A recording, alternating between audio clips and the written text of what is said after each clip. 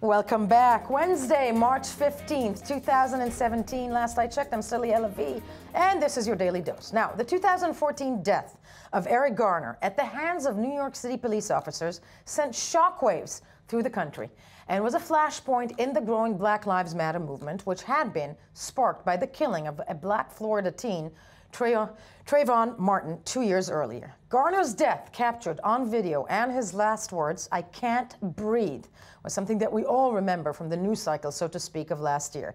He kept saying, "I can't breathe," 11 times as he choked, and that became a rallying cry for that movement. But the officers involved never faced trial. Now, filmmaker Roy Messinger is attempting to find out what would happen if one NYPD officer involved in the death were to actually face trial. Let's take a look at his video detailing the project. I can't breathe. I can't breathe. I can't breathe. I can't breathe. I can't breathe.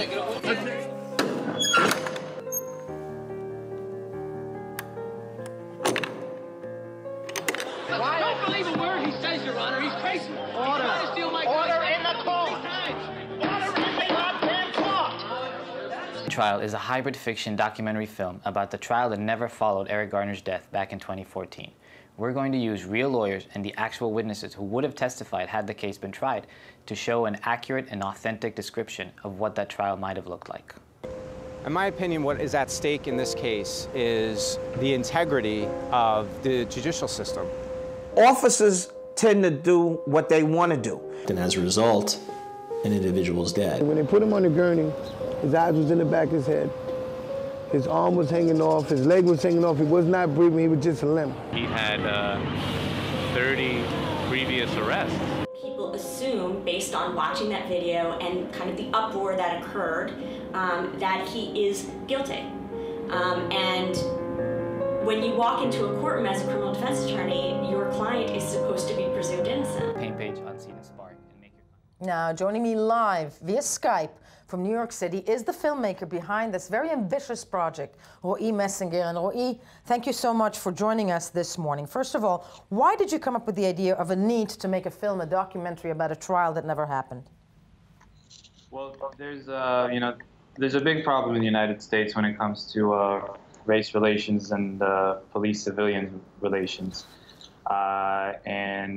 People are very uninformed, it seems. People are not aware of the causes of this problem.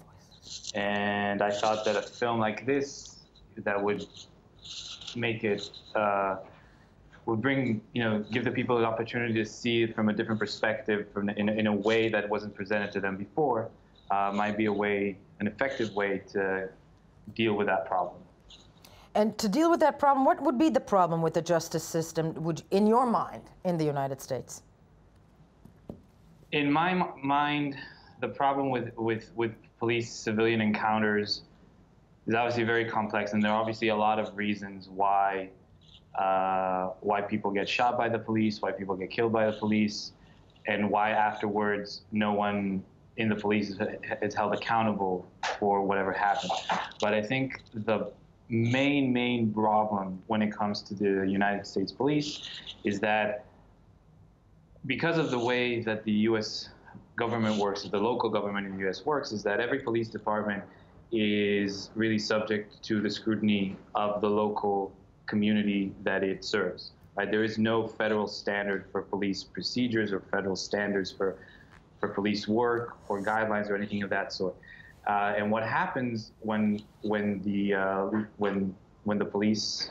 local police have no federal standards that guides them is that every police department kind of like does their own thing, and this creates a situation where the training, the rules of engagement, and all of that is just decided by the local sheriff or the local county. Therefore, the training isn't as good as it could be, and the rules of engagement aren't as clear as they could be, as opposed to, for example, the military, where the rules of engagement are very clear.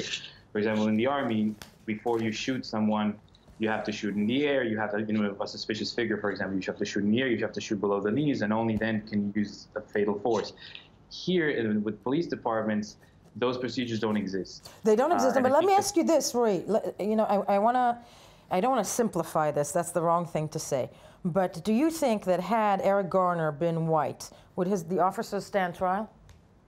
Right. So, of course, the other problem is the justice system, and of course, it's very understandable, and that's something that happens all around the world. That people who are responsible for deciding whether to indict someone or not, meaning your district attorneys, they always work with the police, and it's only natural that they would find it difficult to prosecute someone that they work very closely.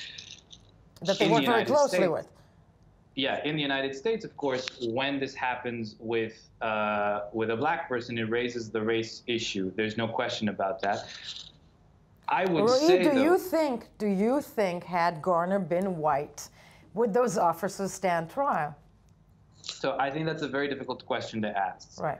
Or to answer. It's very possible. Possibly yes. Possibly yes. Right. But we also need to remember, this is something that people aren't aware of, that in the United States, about 1,000 people are killed by the police every year, and most of the people who are killed by the police every year are in fact white. Black people are killed significantly more in proportion to their part of the population, but the biggest ethnicity that suffers at the hands of the police in terms of quantity are white people. And out of those 1,000 deaths every year, last year, for example, as far as I know, figures that I know, only 4 police officers have been indicted. No, and that goes without saying. Now, we all remember the video of Garner being basically choked to death by those police officers.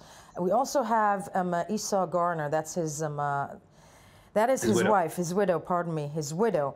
That is discussing this project, as we said. He is trying to basically create this project of making a mock trial to have the police officers that were involved in that incident stand trial. That is what she had to say.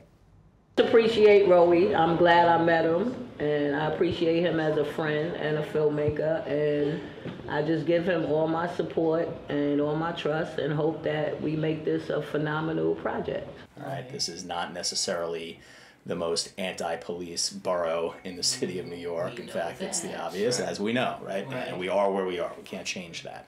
I'm not saying that drives everything we're doing. We're still looking at the elements and everything we've discussed, but we can't ignore that either. Right. But what about the fact that they pounced on him after he was down on the ground, and not even so much as that, but the fact that he was saying that he couldn't breathe?